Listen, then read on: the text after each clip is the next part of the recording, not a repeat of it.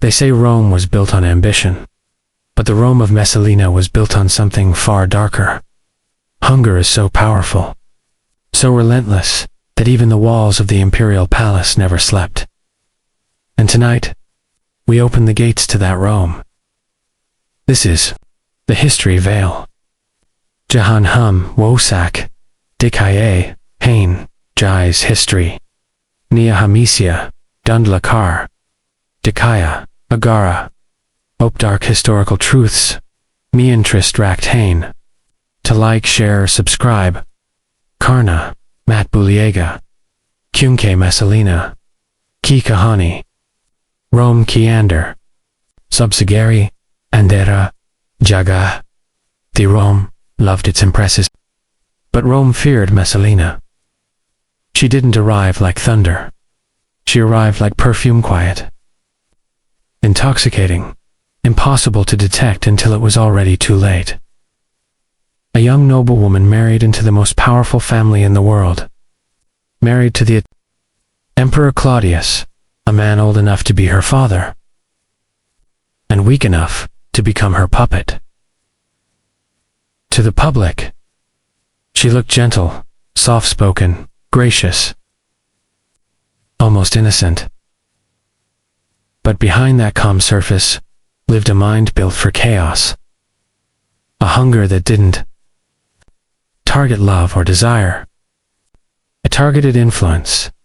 She understood Rome better than Rome understood itself. She knew that the Senate was filled with fragile, gay egos. She knew that the palace whispered more than it ruled. And she knew that fear, carefully controlled, strategically placed, was more powerful than any army. Claudius commanded. It began quietly. A favor granted here. A senator silenced there. A nobleman suddenly removed from a position he assumed he would hold for life.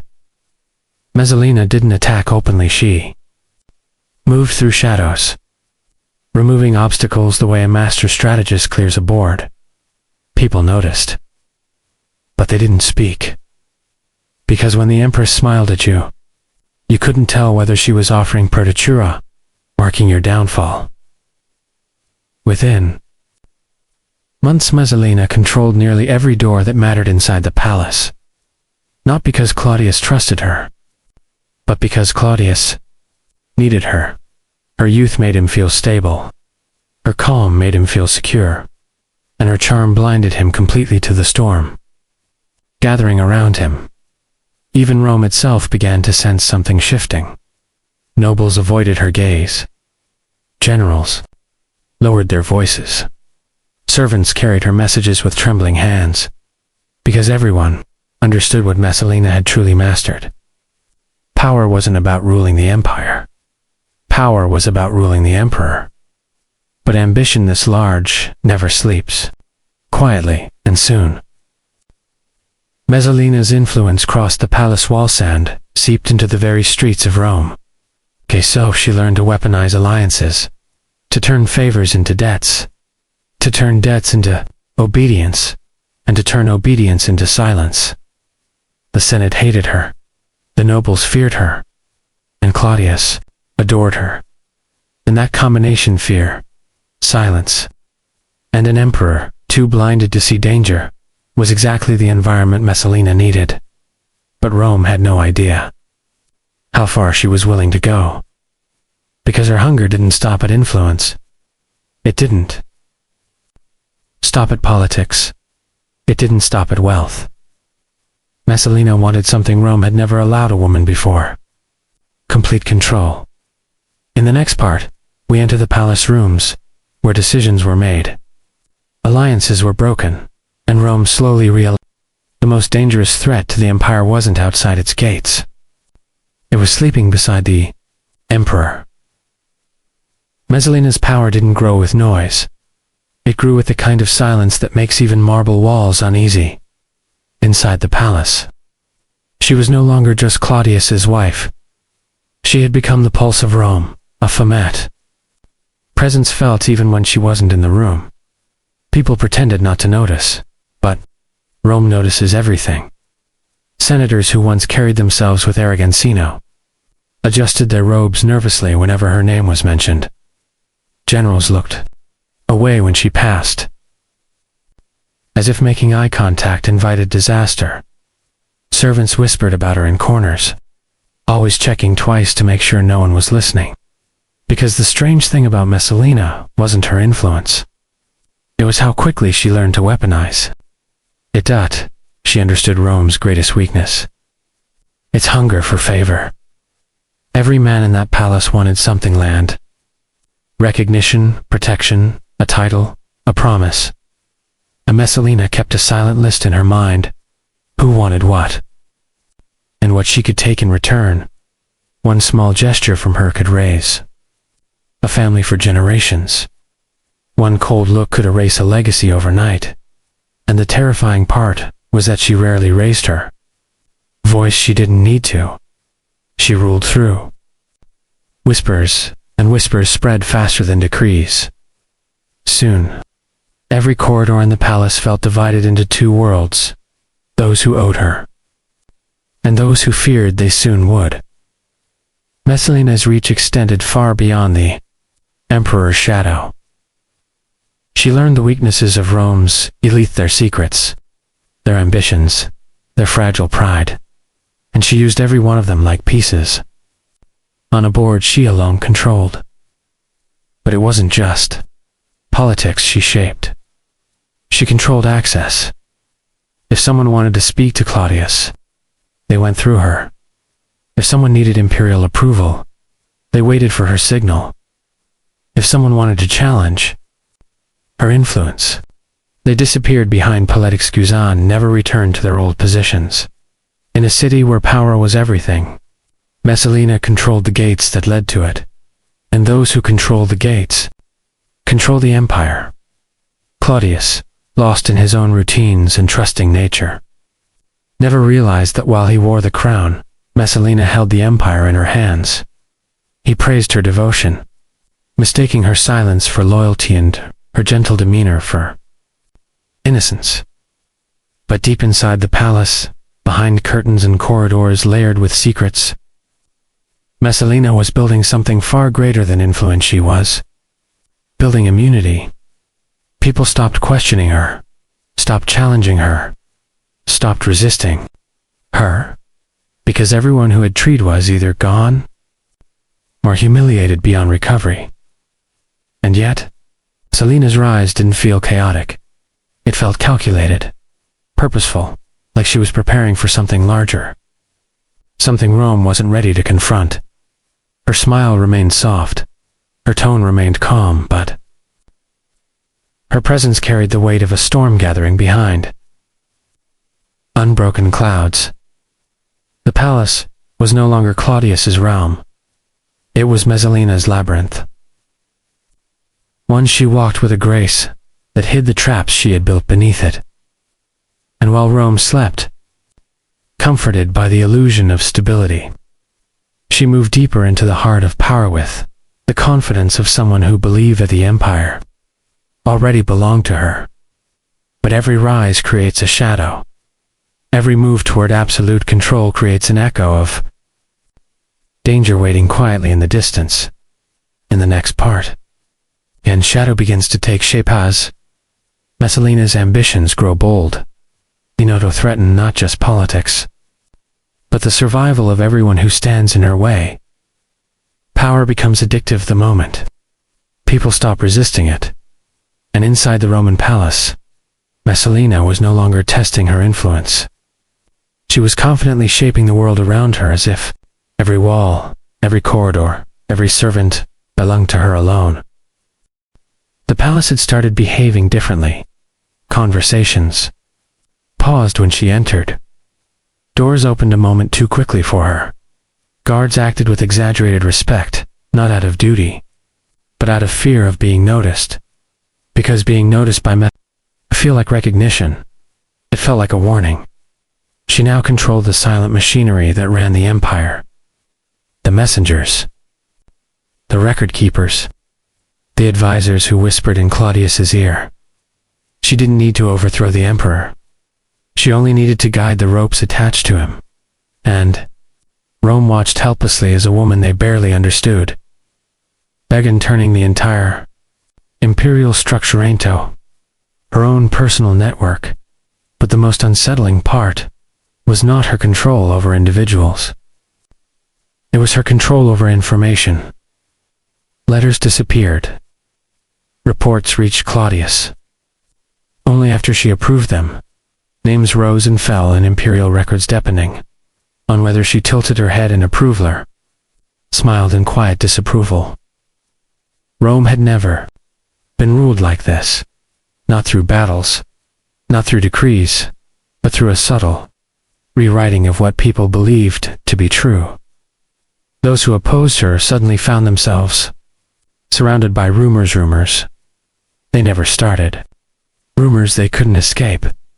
And in an empire where reputation was everything, a rumor was deadlier than a sword. Soon, the Senate realized Messalina wasn't just manipulating politics. She was shaping perception itself. Public favor moved according to her whispers. Claudius's decisions reflected her unseen choices. Even generals far from Rome felt the impact of decisions made quietly inside her chambers. And still, she remained calm, soft, spoken, controlled. As if the chaos outside was merely the world adjusting to the shape she was carving into it. But the more she controlled, the more Rome began to sense an undercurrent they couldn't put into words, a growing instability. Beneath her flawless surface, Messalina had begun taking risks not out of necessity, but out of confidence. A senator who disagreed with her his standing overnight. A noble family who questioned her motives watched their influence vanish instantly, and a young advisor who failed to follow her instructions found himself reassigned so far from Rome that his name was barely spoken again. The palace understood the message. Loyalty was rewarded, hesitation was punished, and disobedience was erased. But controlling an empire requires more than influence. It requires endurance. And Messalina's ambitions were starting to stretch beyond what even the palace could contain. She wanted more access, more authority, more control over the gears of Rome's future, and the terrifying part, she was getting it. Claudius's trust in her had become absolute. He believed every word she said, accepted every suggestion she made, and dismissed every warning others whispered to him. Rome now had two rulers, one on the throne and one behind it. But dual power never stays balanced for long, because somewhere inside the palace, far from the golden halls and political gatherings, jealousy, resentment, and fear were beginning to form cracks in the foundation she had built. People who once bowed to her were starting to feel suffocated. Men, whose careers she destroyed, were quietly waiting for a moment of weakness, and allies who once swore loyalty were watching her rise with growing unease. Messalina didn't notice these shadows. Yet, she believed she had mastered the palace. She believed she could bend Rome forever.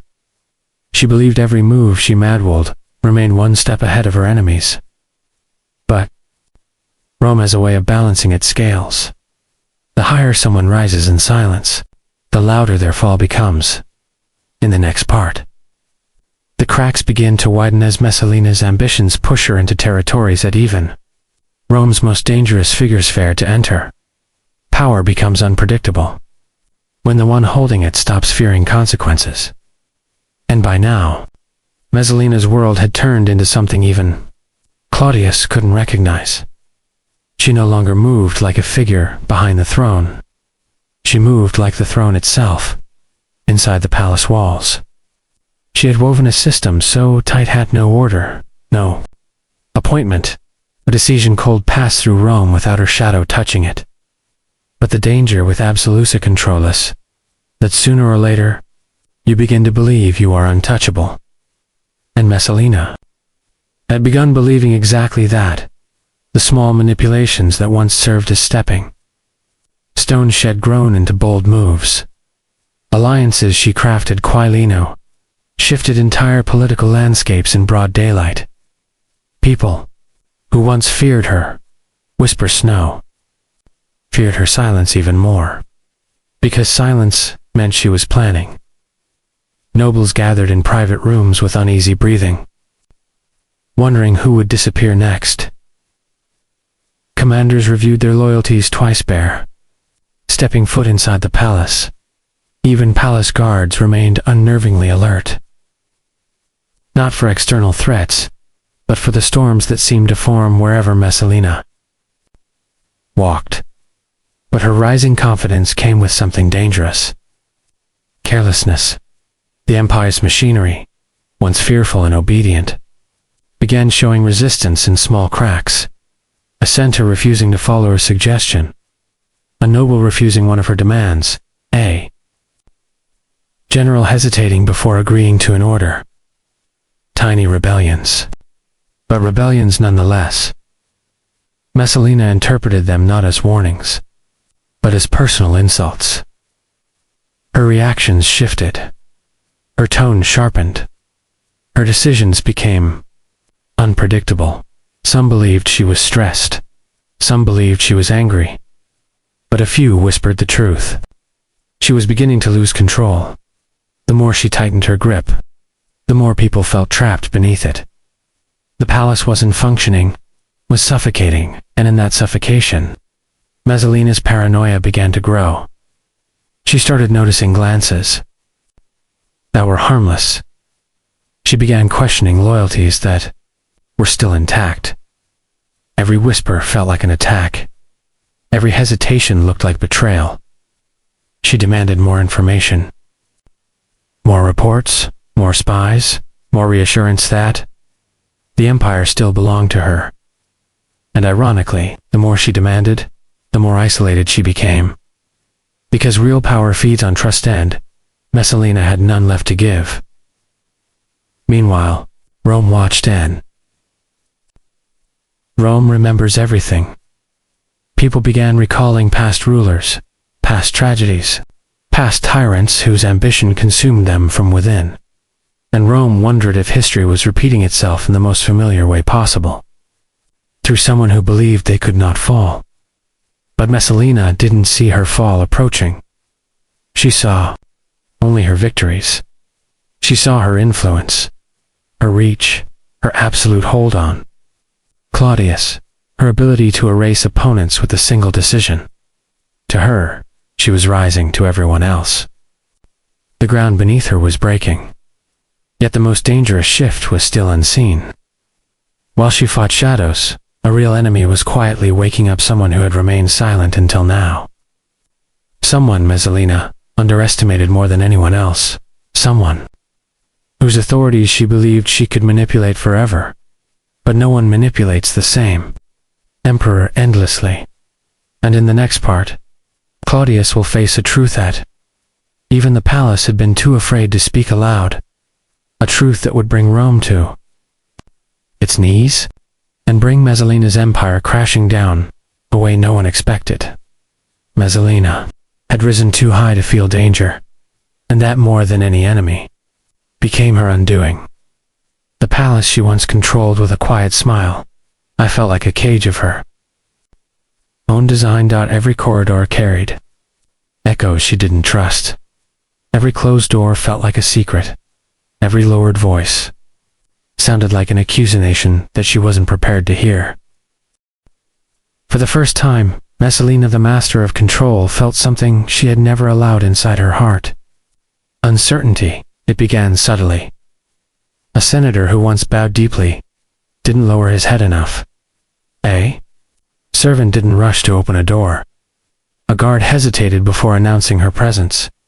Small gestures, easy to ignore, but impossible for a mind like hers to miss. Messalina had built an empire on instinct, and her instincts now whispered that something in the palace had shifted against her, and they were right. Because Claudius the emperor, she believed she could steer forever had finally begun to see the cracks. She refused to acknowledge, not because he grew suspicious on his own, but because Rome had grown tired of living under her shadow. Whispers she once controlled were now traveling. Without her permission, allies she once relied on were siding quietly with her enemies, and men who once feared her influence were starting to fear her instability more. Slowly, the palace turned into a mirror showing Messalina not the world she believed she ruled, but the world she had created through her own ambition. Still, she refused to accept weakness. Instead of slowing down, she pushed harder. Instead of caution, she chose boldness. Instead of humility, she chose defiance. And Rome, already restless, began to see her not as a queen of shadows, but as a threat to the empire's stability. Claudius was the last to realize it, the last to question her, the last to understand that the woman he trusted most might have been guiding him into a darkness he never wanted to enter. But even a slow man eventually reaches the truth, if pushed far enough, and Messalina pushed him further than he ever believed possible. The moment everything changed was not dramatic, not violent, not loud. It was a single realization delivered by advisors who had finally gathered enough Carrigetto speak against the Empress. A realization Claudius didn't want to hear, didn't want to believe, didn't want to accept. But once heard, he could never unhear it. Messalina had crossed a limit that no whisper, no manipulation, no charm could erase. Rome's patience broke. Claudius's trust shattered, and the palace once her domain became a silent arena waiting for judgment. Messalina felt the shift instantly. She felt it in the way guards looked through her instead of at her, in the way servants paused before answering her questions, in the way the palace suddenly stopped functioning like her machine and started functioning like Rome's again. She tried to gather allies, tried to control the information flow, tried to rebuild the system she once commanded with ease. But it was too late. The moment an empire decides someone is a threat, no amount of influence can save them. Her downfall wasn't a collapse, it was a slow, suffocating realization. Thought every corridor she once dominated turned against her. She ran to the people she had once raised to power. They turned her away. She reached out to those who had once sworn loyalty. They closed their doors. She called for Claudius, but Claudius didn't answer, because the truth had become stronger than the illusions she spent years constructing in Rome, which had trembled beneath her shadow, now stood firmly, demanding justice for the chaos she had created. Messalina, once the most powerful woman in the empire, now walked alone through the palace grounds, realizing that the same silence that once crowned her was now preparing to bury her. Her story ended, not with triumph, but with the weight of the empire finally pressing back. Rome erased her, her name, her memory, her influence. But history never forgets. The kind of power that rises out of nothing and collapses into nothing. Messalina's rise was built on whispers. Her fall was built on the echoes of those same whispers read her to judge her. The empire moved on. The palace doors closed, and Rome returned to its endless cycle of power and downfall. But deep inside the shadows of its history, the story of Messalina reminds a reminder that the most dangerous power is the power one believes can never break, because when it breaks, it destroys everything it touches.